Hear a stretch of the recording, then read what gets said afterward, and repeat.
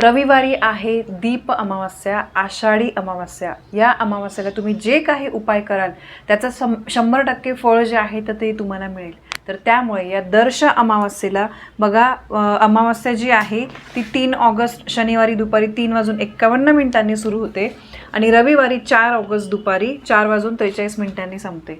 तर अमावास्याचे आपण जे पण काही उपाय वगैरे आहे ते रविवारीच करणार आहे, कारण सूर्याने पाहिलेली सूर्योदय जेव्हा होतो तर त्या तिथीमध्ये सूर्योदय झालेला आहे, म्हणून 4 ऑगस्ट या दिवशीच आपण सगळे उपाय वगैरे करणार आहे।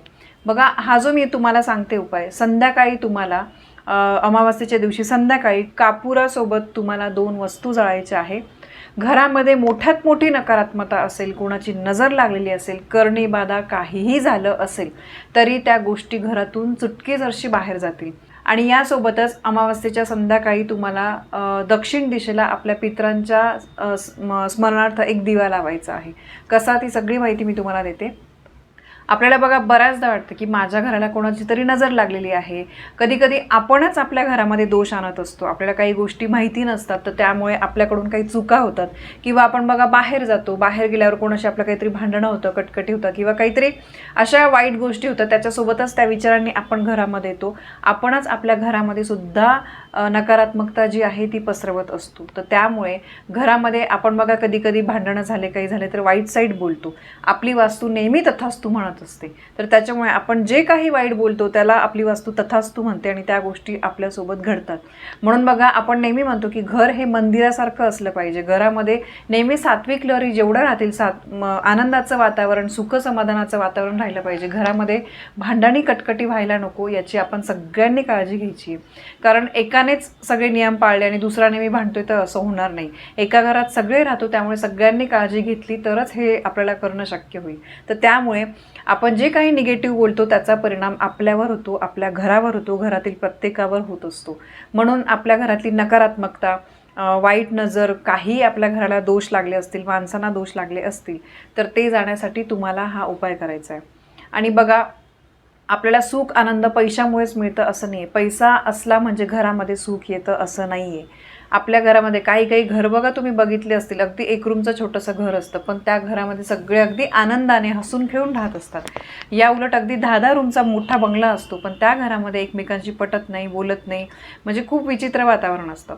तर असं नको। तर म्हणून तुम्हाला आपल्या घरामध्ये सुख समाधानाचं, आनंदाचं वातावरण राहण्यासाठी तुम्हाला हा उपाय करायचा आहे।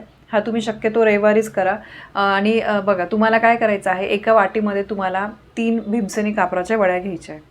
भीमसेनी कापूरच घ्या, शक्यतो नसेल आत्ताच्या वेळेस तर ॲडजस्ट करा, पण मी नेहमी सांगते भीमसेनी कापूर आणून ठेवा। 3 भीमसेनी कापराच्या वड्या घ्यायच्या आहेत। त्यासोबतच तुम्हाला 2 लवंग घ्यायचे आहे आणि 2 तुम्हाला वेलदोडे घ्यायचे आहेत।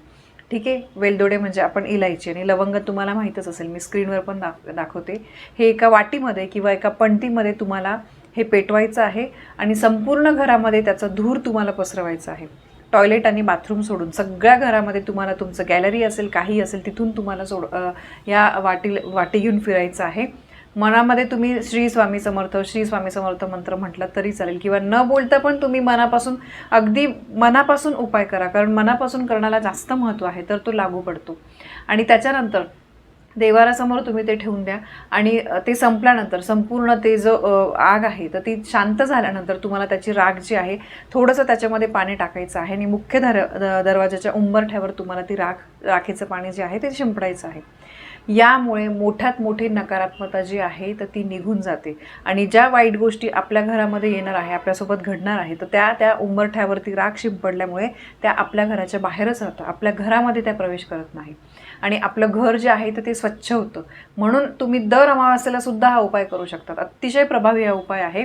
आणि लवंग जे आहे ते माता लक्ष्मीचं, लवंग आणि वेलची आपण जे म्हणतो तर ते माता लक्ष्मीचं एक प्रतीक मानलं जातं, त्यामुळे माता लक्ष्मी आपल्या घराकडे आकर्षित होते आणि म्हणून आपल्याला त्याचा धूर संपूर्ण घरामध्ये करायचा आहे की जेणेकरून वाईट शक्ती, वाईट दोष जे काही घराला लागलेले आहेत तर ते दूर होतील, सकारात्मक लहरी घरामध्ये निर्माण होतील आणि परिणामी मग आपोआपच घरामध्ये भांडणं कटकटी ज्या आहेत त्या होत नाही।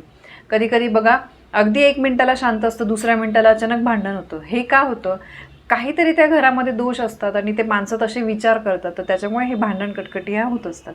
म्हणून अमुक एक दिवशी असे जर तुम्ही उपाय केले ना, तर या ज्या वाईट शक्ती आहे तर त्या घरापासून दूर जातात आणि मग घरामध्ये शांतीचं वातावरण निर्माण होतं. ज्या घरामध्ये शांती असते, आनंदाचं वातावरण असतं, तिथेच माता लक्ष्मीचा आशीर्वाद असतो. म्हणून आपल्याला या गोष्टी करायच्या आहेत. यानंतर बघा, दीप अमावास्या आहे आणि मी तुम्हाला सांगितलं की दीप अमावास्येला आपल्याला पूजा कशी करायची आहे वगैरे सगळी माहिती मी तुम्हाला दिलेली आहे. दिव्यांच्या प्रकाशाने बघा सगळं उजाळून निघतं. त्याचप्रमाणे दीप अमावास्येला आपण पूजा करतो दिव्यांची, सगळे दिवे उजाळतो आपण. दिवे जे आहेत ते प्रकाशित करत असतो की जेणेकरून आपल्या आयुष्यातला अंधार जो आहे तर तो दूर होईल. तर त्यामुळे प्रत्येक शुभ दिवशी आपल्याला आपल्या पितरांचं पण स्मरण करायचं आहे. त्यामुळे पितृदोष जो आहे तो नाहीसा होतो. म्हणून तुम्हाला अमावास्येच्या संध्याकाळी दक्षिण दिशेला, तुमच्या घराच्या दक्षिण दिशेला भिंत असेल, खिडकी असेल, काहीही असेल, तर तिथे तुम्हाला दक्षिण दिशेला तुम्हाला एक दिवा लावायचा आहे. पणती घ्या, तुम्ही कणकेचा सुद्धा दिवा लावू शकतात. बघा, गव्हाचं पीठ घेऊन त्यामध्ये तुम्हाला मीठ नाही टाकायचं आहे, गव्हाच्या पिठाचा तुम्ही दिवा बनवा. त्याची वात तुम्ही दक्षिणेकडे ठेवा किंवा कणकेचा नाही बनवला, साधी तुम्ही पणती ठेवली, कुठलाही दिवा ठेवला तरी चालेल, पण त्याची वात जी आहे तर ती दक्षिण दिशेला करायची. दक्षिण दिशा माहिती यमाची दिशा आहे, त्या दिशेला आपले पित्र जे आहे त्यांचा वास असतो. म्हणून तुम्हाला त्या तिथीला दक्षिणेकडे वात करून तुम्हाला दिवा लावायचा आहे आणि दिव्याला नमस्कार करायचा आहे, पितरांचं स्मरण करायचं आहे, त्यांना थँक्यू म्हणायचं आहे, त्यांचे आभार मानायचे असतात आपल्याला, की कारण आपण आज जे काही आहे तर ते त्यांच्यामुळे आहे. आणि प्रत्येक अमावास्येचं वेगवेगळं वैशिष्ट्य असतं. त्याचप्रमाणे या आषाढ अमावास्येला दिव्यांच्या पूजनाला महत्त्व असतं आणि त्यामुळे आपल्याला हा दिवा जो आहे तो पितरांसाठी पण लावायचा आहे. दीप अमावास्येला असा दक्षिण दिशेला दिवा लावल्यामुळे पितरांची जी वाट आहे, त्यांचा जो मार्ग आहे तो प्रकाशाने उजळून निघतो. आणि बघा, तुम्ही जर कणकेचा दिवा लावला तर त्याच्याने काय होतं, मुंग्या वगैरे जे आहे, कीटक वगैरे, तर ते पीठ खातात, कणिक जे असतं ते खातात. तर त्याच्यामुळे अप्रत्यक्षरित्या ते एक दानसुद्धा होतं. हा सुद्धा त्यामागचा एक हेतू आहे. म्हणून कणकेचा दिवा लावलेला अधिक उत्तम असतो. बघा, अमावास्या तिथी अतिशय महत्त्वाची असते आपल्या घरातल्या वाईट गोष्टी काढून टाकण्यासाठी. आणि आपल्याला आनंदच पाहिजे असतो, प्रत्येकाला आनंद सुख पाहिजे असतं. कोणी म्हणतं का की देवा मला दुःख दे, असं कधीच कोणी म्हणत नाही. तर त्याच्यामुळे बघा, आपल्याला जर सुख पाहिजे असेल ना, तर या गोष्टी तुम्ही अमुक एक दिवशी केल्या तर त्याचा तुम्हाला भरभरून फायदा होत जाईल. तर बघा, ही एक दीप अमावास्येला तुम्ही असा दिवा लावा. सांगितल्याप्रमाणे तुम्ही घरामध्ये धूर करा, नकारात्मकता घरातली पळवून लावा. तर ही एक अतिशय महत्त्वाची माहिती मला तुमच्यापर्यंत पोहोचवायची होती. माहिती तुम्हाला आवडली असेल तर व्हिडिओला लाईक करा. आपल्या चॅनलवर तुम्ही नवीन असाल तर चॅनलला सबस्क्राईब करा. पुन्हा भेटूया अशा एका नवीन माहितीसोबत. तोपर्यंत श्री स्वामी समर्थ.